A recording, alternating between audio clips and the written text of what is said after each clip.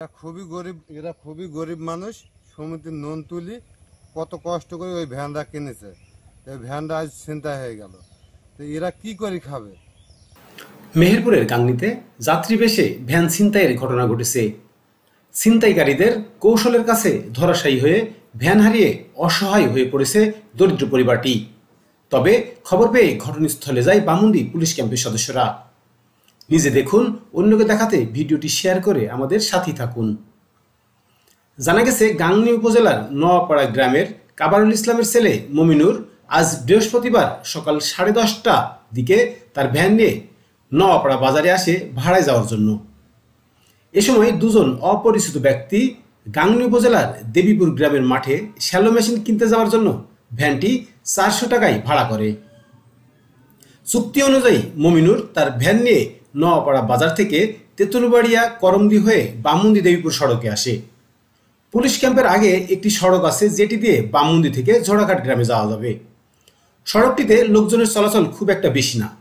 এই সুযোগকে কাজে লাগিয়ে বেলা 1:30টার দিকে বামুন্দি ঝোড়াঘাট সড়কের পাশে ভ্যানটি থামিয়ে ছিনতাইকারী চক্রের এক সদস্য ভ্যান চালক মমিনুরকে সাথে করে মাঠের মধ্যে শ্যালো মেশিন দেখতে যায়, আর অন্যজন থেকে যায় ভ্যানের কাছে। বেশ কিছু দূর পায়ে হেঁটে মাঠের মধ্যে যাওয়ার পর মমিনুরের সাথে থাকা ব্যক্তি ভ্যানে থাকা ব্যক্তির কাছ থেকে 3000 টাকা আনতে পাঠায়। তার কথা মতো মমিনুর ভ্যানের কাছে এসে দেখতে পায় তার ভ্যান সহ সেই লোক উধাও। কৌশল করে মমিনুরের কাছ থেকে ভ্যানটি নিয়ে চম্পট দিয়েছে ছিনতাইকারী চক্রটি। ঋণ করে কেনা ভ্যান হারিয়ে বিপাকে পড়েছে নিম্ন আয়ের দরিদ্র পরিবারটি।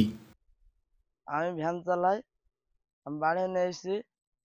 এসে দুজন লোক আমাদের নপাড়া বাজারে এসে বললো দেবীপুর যাবো মেশিন আসতে, দিয়ে ভাড়া কন্ট্যাক্ট করলো 400 টাকা। আমি দেবীপুরে এসে যাই দাঁড়িয়েছি। একজন লোক আমাকে সাথে করে কলা বাগানে নিয়ে গেছে মেশিন দেখতে।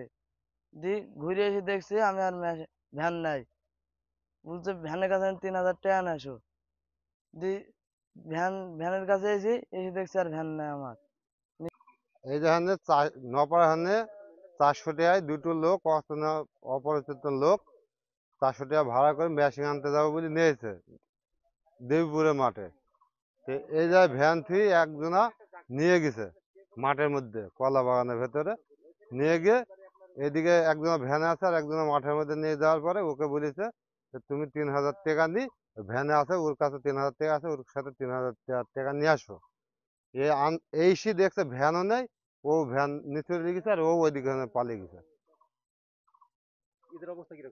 এদের অবস্থা খুবই গরিব মানুষ, ভ্যান চালায় খায়, দিন আনে দিন খায় ভ্যান চালিয়ে।